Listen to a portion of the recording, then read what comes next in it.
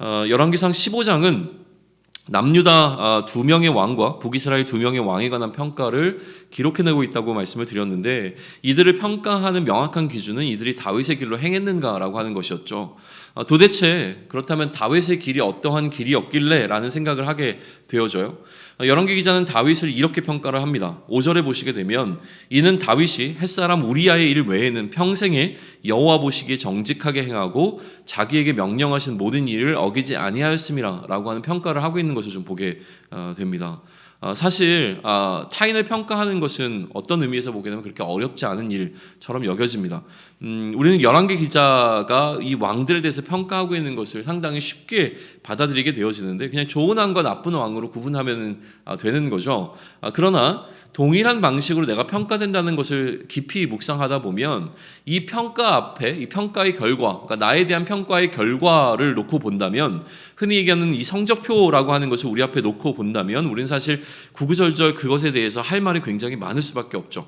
왜냐하면 우리가 다윗과 같은 이러한 긍정적인 평가를 받지 못할 것이라고 하는 것이 너무나 분명하기 때문에 그렇습니다. 그러니까 거기에 대해서 우리는 변명하고 왜 그럴 수밖에 없었는지에 대한 것을 설명하려고 굉장히 애쓰게 될 겁니다. 이러한 관점에서 열왕기상 15장을 묵상한다면 우리의 시선을 새롭게 사로잡고 있는 기록들이 있습니다. 그거는 뭐냐면, 이처럼 완벽했던 다윗임에도 불구하고 그에게 우리아의 일이라고 하는 것이 있었다라고 하는 사실이죠. 이게 우리에게는 상당한 위로가 되는 거예요.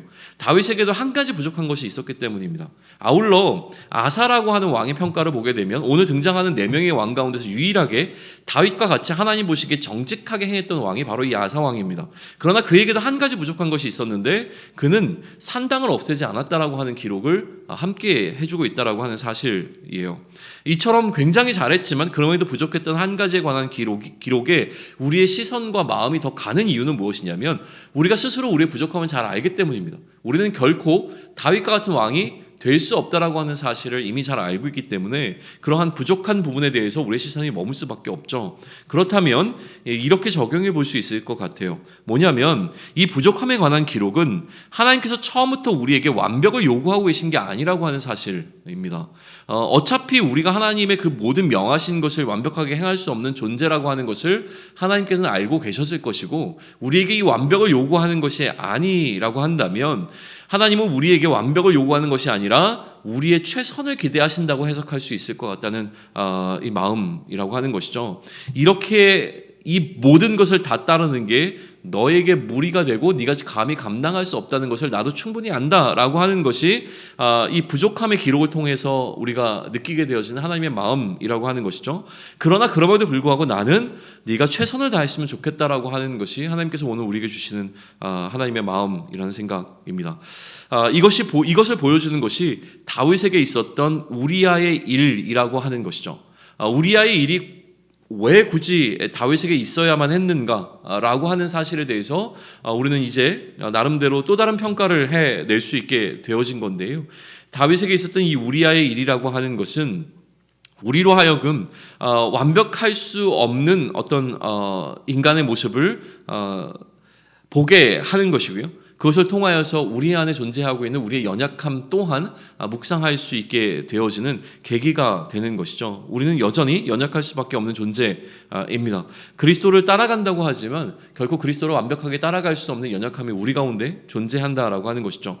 그러니 그리스도께서 걸으신 길을 우리가 완벽하게 따라갈 수 없기에 그 길을 걸어가지 않겠다라고 포기하는 것이 아니라, 우리는 완벽하게 그리스도를 닮아갈 수 없는 존재라고 하는 사실을 이미 알고 있지만 그럼에도 불구하고 내가 할 수 있는 최선을 다해내는 것, 이것이 하나님이 오늘 우리에게 기대하고 있는, 또 그리스도로서의 우리에게 하나님께서 말씀하고 계시는 하나님의 마음이라는 생각을 가지고 오늘 우리 스스로 우리에게 연약한 것이 무엇인가를 좀 바라보며 그 연약함에도 불구하고 오늘 또다시 하나님 앞에 좀 서며, 또 하나님께서 우리에 대한 기대를 좀 충족시킬 수 있는, 그래서 정직하게 하나님 보시기에 정직한 그 걸음을 걸어나가며 그리스도께서 걸으셨던 그 순종의 길을 잘 따라갈 수 있는 저와 여러분이 되기를 축원합니다. 아멘.